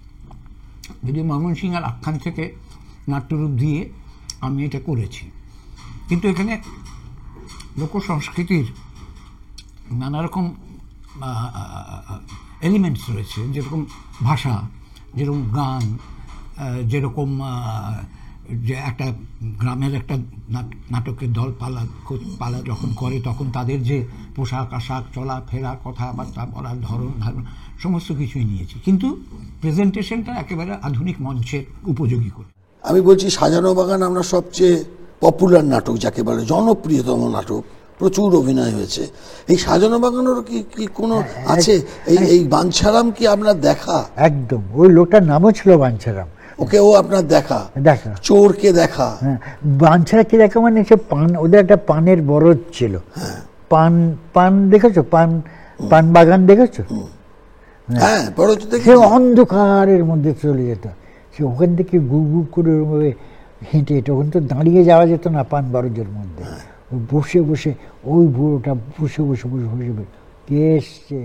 কিভাবে জীবন কাটাবো তো আমরা অনেকেই জানি না। আমি তো জানতাম না, অনেকে হয়তো জানেন বিজ্ঞ মানুষরা, আমি জানতাম না। যেমন তেমন জীবন কাটাতাম। এখন মনে হলো ঠাকুরকে আশ্রয় করার পর যে না, জীবনটা ঠিক এরকম ভাবে যাপন করার নয়, it has the meaning in it. সুতরাং আমাকে একটা কোনো ডিসিপ্লিন কথাটা থেকে ডিসাইপল কথাটা এসছে। শিষ্যত্ব মানে ডিসিপ্লিন, অর্থাৎ গুরুই বলো বা তোমার আদর্শই বলো, তিনি তোমাকে একটা ডিসিপ্লিন দেন, অনুশাসন দেন। অনুশাসনটা যদি তুমি না মানো তাহলে তোমার ধর্ম করা না করার সমান, কোনো মানে হয় না। শুরু থেকেই আমি শুধু বাজাইনি, আমি আপ্রাণ চেষ্টা করেছি যাতে আমাদের ভারতীয় সঙ্গীতকে ঠিকভাবে বোঝাতে পারি এবং একটা কারেক্ট পেডেস্টালেতে এস্টাবলিশ করতে পারি। এবং আমার যে অ্যাডভান্টেজটা ছিল সেটা আর অন্য কারো ছিল না সে সময় অন্তত। অর্থাৎ আমার ওই ছোটোবেলার এক্সপিরিয়েন্সটা বললাম সব মাথায় ছিল, যে ওরা কী জিনিস বুঝতে পারে না, কোন জিনিসটা ওদের হয়তো ডিস্টার্ব করে, অ্যাপ্রিসিয়েট করতে পারে না। কাজেই আমি সেই সব পয়েন্টগুলো নিয়ে ওই যে কমিউনিকেট করার যে একটা সুযোগ আমি পেয়েছিলাম, যেটা তখন অন্য কেউ ছিল না যে করতে পারতো, তো আই টুক দ্যাট রেসপন্সিবিলিটি, আমি নিজের উপরে নিলাম আর কি। বাংলার শিল্পী ও কৃতীদের স্মৃতি ধরে রাখার পাশাপাশি আমরা মুম্বাই চলচ্চিত্র জগতেরও কিছু কৃতি শিল্পীর অনুষ্ঠান পেয়ে গিয়েছিলাম। आज एक ऐसी हस्ती से मिलते हैं जो कि डांसर है, स्टूडेंट है और हाँ, फिल्म अभिनेत्री भी। तो आइए मिलते हैं दामिनी से, मीनाक्षी शेषाद्री से। मीनाक्षी, तुम दामिनी हो या मीनाक्षी दामिनी के बाद? सबसे पहले मैं, जैसे मैंने किसी से थोड़ी देर पहले कहा, एक इंसान हूँ। हाँ, मेरा नाम मीनाक्षी है और ये किरदार जो लोगों को इतना ज़्यादा भा गया है दामिनी का, उसकी थोड़ी बहुत झलकियाँ मुझ में हैं और मेरी थोड़ी बहुत झलकियाँ उसमें हैं, लेकिन दोनों को एक दूसरे से कंफ्यूज करना बहुत बड़ी गलती होगी, क्योंकि वो मेरा स्क्रीन रोल है और ये मेरी निजी जिंदगी है।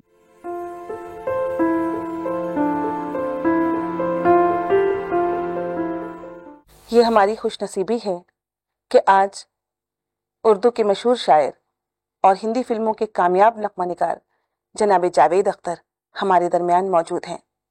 जावेद साहब, सबसे पहले कलकत्ता वालों की तरफ से मैं आपको खुशामदीद कहती हूँ।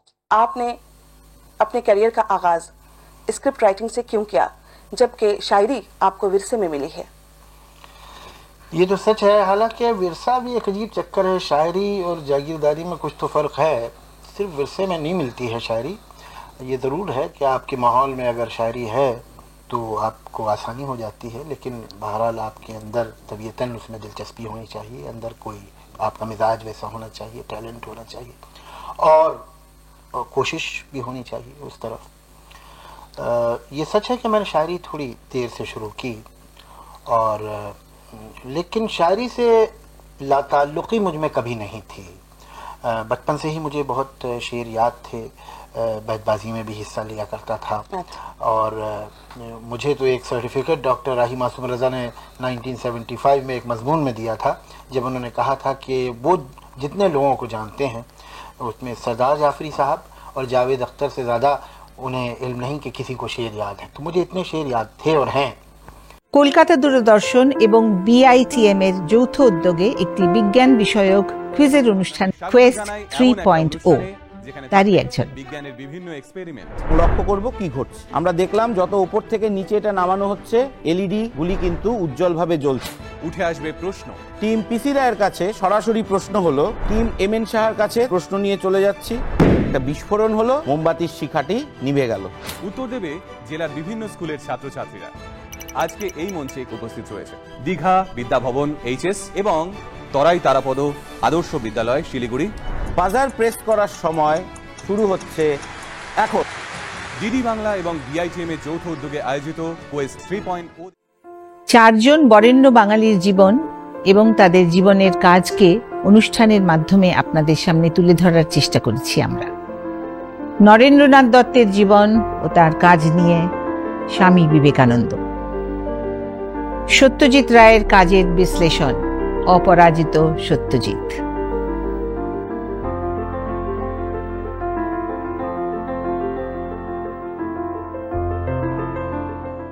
আমরা পাশের বাড়িতে থাকতাম লেকে ভিনুতে।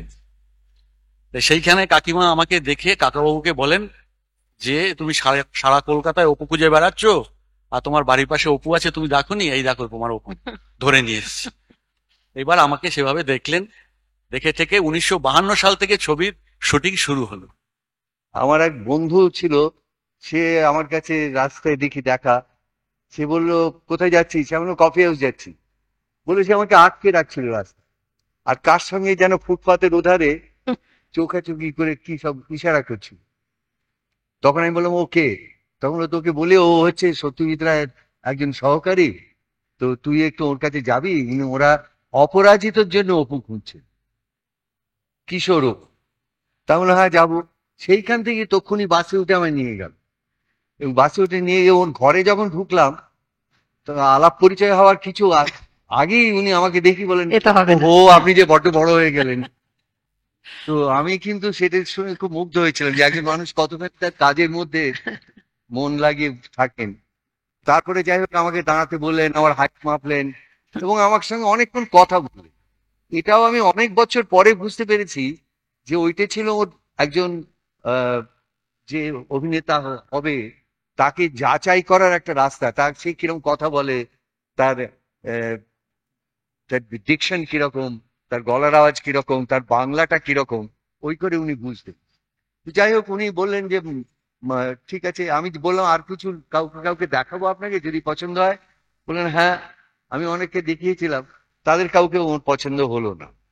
তারপরে আমি প্রায় ভুলেই গিয়েছি, কিন্তু ওর আর এক সহকারী সুবীর হাজরা, সে কফি হাউসে আমাদের সঙ্গে আড্ডা মারতো, সে মাঝে মাঝে বলতো তোমাকে কিন্তু উনি আবার ডাকবেন। আমি সেটাতে খুব একটা বিশ্বাস রাখি। তারপরে এক সময় আমার একটা চিকেন পক্স হয়েছিল, তারপরে সুবীর এসে বললো তুমি অতি অবশ্য দেখা। ততদিনে ওই অপরাজিত ভেনিসে প্রাইজ পেয়েছে এবং গোল্ডেন লায়ন পেয়েছে। তো আমি চিকেন পক্সের পরে যেই গেলাম, আবার প্রায় সেই একই রকম। ঢোকা মাত্রই উনি বললেন এই কি, সবাই যে বললো অনেক দাগ হয়ে গেছে মুখে, তেমন কিছু তো হয়নি। আমার মনে আছে খবরের কাগজে বিজ্ঞাপন দিয়েছিলেন, তো আমরা সবাই অনেক কাজিনসরা আমরা বসে আড্ডা মারছিলাম রাত্রির বেলা। তো একজন বললো দেখো অপর্ণার, আমরা তো সব তখন মানে সবাই পড়া বইটা তো সবাই পড়েছি আমরা, আর তত মানে পথের পাঁচালিও দেখেছি, অন্য সব ছবি দেখেছি। তো মানিকদার ন্যাচারালি সবাই আমরা ভীষণ ভক্ত। আর কেউ বললো যে তুমি লেখো না যে তুমি চাও এটা করতে, বিজ্ঞাপনের জবাব দাও, বাস এই হলো আর কি। আর তখন টিঙ্কু আমার বোন কাবুলিওয়ালাতে অভিনয় করেছে, তো সেটার জন্য হলো কি কি করে হলো আমি ঠিক জানি না। অনেকে বলেছে যে স্কুলের সামনে নাকি মানিকদা অনেক চড় রাখতেন, মানে spies used to wait in front of the schools, আর তাদের নাকি ফলো করে বাড়ি যেত এইসব চড়রা। তো কি করে হলো জানি না, একদিন হঠাৎ টেলিফোন এলো মানিকদার ওই ভারী গলায়, বাবার সঙ্গে কথা বললেন যে আমি শুনেছি এবং আমি আমার ছবি করছি আর আমার অপর্ণার জন্য একটা মেয়ে দরকার, আর why don't you bring your daughter over? আর বাড়িতে সেরকম কোনো আপত্তি টাপত্তি হলো না, আর সবাই মানে মানিকদার ফ্যান। তো আমি গেলাম, মানিকদার সঙ্গে দেখা হলো, লম্বা মানুষ, একটা ভারী গলা, আর উনি ছবি তুললেন, অনেকগুলো ছবি তুললেন, তারপর বললেন যে একটা স্ক্রিন টেস্ট করা দরকার। প্রথম দিনের শুটিং আমার এখনো স্পষ্ট মনে রয়েছে। আমাকেও একটা স্ক্রিন প্লে দেওয়া হলো, মানে লিখে একটা পুরোটা।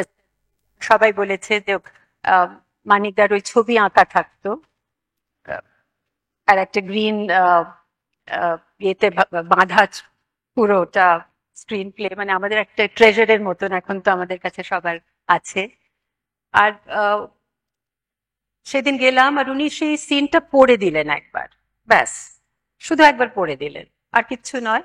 তারপর আমরা মেকআপ রুমে চলে গেলাম, মঙ্কু দিয়ে আমার চুল বেঁধে দিলেন, টিপ পরিয়ে দিলেন। আর প্রথম সিন ছিল যে অপর্ণা আর অপু বিয়ে করে প্রথম দিন ওদের অপুর বাড়িতে আসছে, অপুর হাসি না অপুর ঘরে আসছে, সিঁড়িটা তো তালায় ছিল, তালার শুটিং, আউটডোর ছিল, এটা ইনডোরের ব্যাপার, ভিতরে আসছে আর দরজা বন্ধ, আর ক্যামেরাটা দরজার অন্যদিকে যেখানে সুব্রত দা মানিক দ্বারা সবাই বসে, আর সৌমিত্র রানু বাইরে দরজার এদিকে, আমার মাথায় টোপর আর হাতে টোপর আর চন্দন টন্দন, আর আমি দাঁড়িয়ে।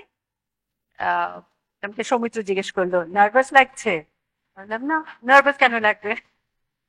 তারপর মানিকদার আওয়াজ শুনলাম, স্টার্ট সাউন্ড, ক্যামেরা, অ্যাকশন। তো সৌমিত্র দরজাটা খুলে ভিতরে গেল, গিয়ে আমার দিকে তাকিয়ে বললো এসো।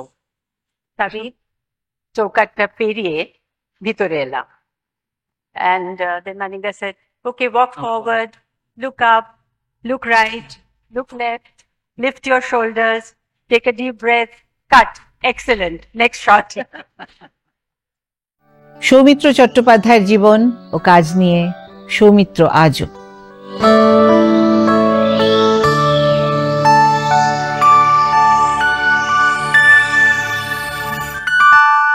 আমার জন্মটা যদিও হয়েছিল কলকাতাতে, কিন্তু আমার শৈশবে বেশিটাই কেটেছে কৃষ্ণনগরে। আমার যখন কত বয়স, 5-6 বছর বয়স, সেই সময় বোধহয় স্কুলে ভর্তি হই আমি। সেটা কৃষ্ণনগরের একটা মিশনারি স্কুল, সেন্ট জন, CMS সেন্ট জন স্কুল। সেই স্কুলে আমি প্রথম ভর্তি হই, 5 বছর পড়ি। বাবা হাইকোর্টে ওকালতি করতেন এবং সপ্তাহের শেষে শুক্রবার সন্ধ্যেবেলায় বাবা আসতেন।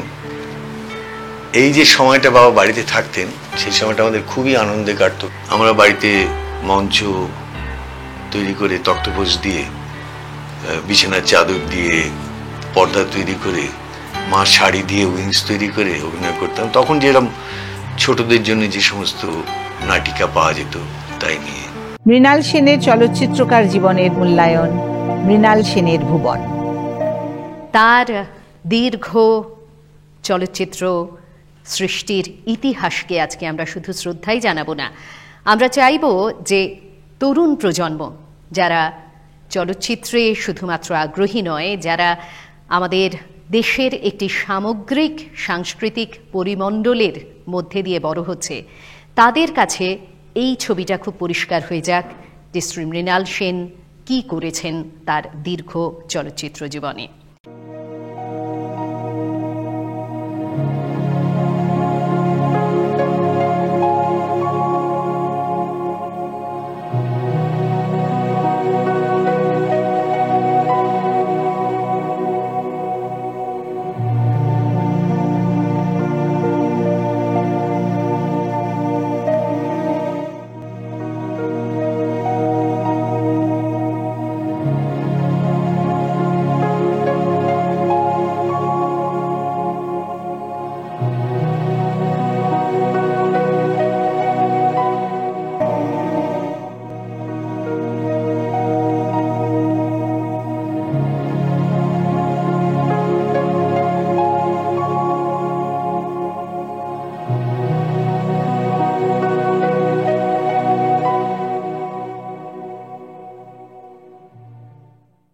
প্রথমেই আমি দূরদর্শনের উপমহানির্দেশক ডক্টর টি.কে. দাসকে অনুরোধ করব, তিনি মঞ্চে নিয়ে আসবেন শ্রী মৃণাল সেনকে এবং শ্রী গৌতম ঘোষকে, যার হাত দিয়েই আজকে আমরা শ্রদ্ধার্ঘ্য জ্ঞাপন করব।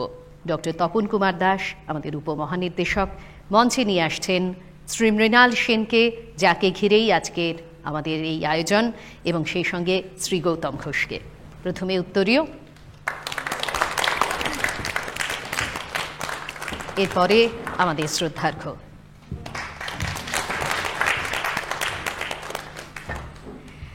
এবার বলি একটি অনুষ্ঠানের কথা, যেটির কথা না বললে কিন্তু এই ফিরে দেখা অনুষ্ঠান শেষ করা যাবে না। সেটি হলো আমাদের বাংলা নববর্ষের অনুষ্ঠান, নববর্ষের বৈঠক। এই বৈঠক কখনো বসেছে আমাদের স্টুডিওতে, আবার কখনো হয়েছে স্টুডিওর বাইরে। একবার তো বৈঠক বসলো আমাদের চলমান মেট্রো রেলে। সেই চলমান নববর্ষের বৈঠক চলুন দেখে নেওয়া যাক।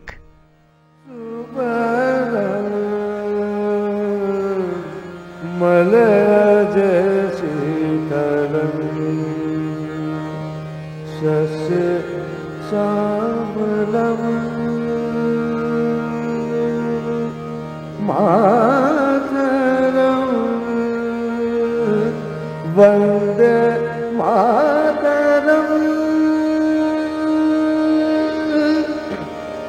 शुभ्र ज्योत्स्ना पुलकित यामिनी। শুভ নববর্ষ। শুভ নববর্ষ। আপনাদের সবাইকে এই নববর্ষের আন্তরিক প্রীতি এবং শুভকামনা জানিয়ে আমরা শুরু করি এবারের নববর্ষের বৈঠক। এবারের নববর্ষের বৈঠক পাতাল রেলে, মেট্রো রেলে। কেন মেট্রো রেলে, সে কথাই অনুষ্ঠান চলতে চলতেই অবশ্য আপনারা জানতে পারবেন। তবে একটি কথা বলি, ভারতে রেল চালু হয়েছিল এক পয়লা বৈশাখ, আর এই পাতাল রেল আমাদের জীবনের নবতম সংযোজন। এক অর্থে পাতাল রেল আমাদের জীবনে গতির প্রতীক। আসলে তো জীবন এক জায়গায় থেমে থাকতে পারে না, জীবনকে এগোতেই হবে।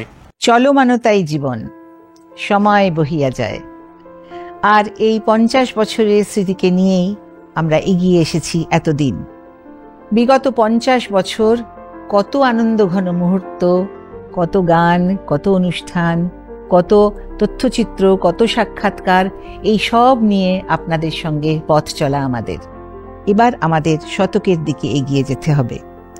এই 50 বছরে আপনারা সব সময় যেমন আমাদের সঙ্গে ছিলেন, আমরা আশা করব আগামী দিনেও তেমনি আপনারা সব সময় আমাদের পাশে থাকবেন, আমাদের সঙ্গে থাকবেন।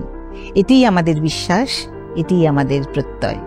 আর এই বিশ্বাস, এই প্রত্যয় নিয়েই আজকের ফিরে দেখা অনুষ্ঠান আমি এখানেই শেষ করছি।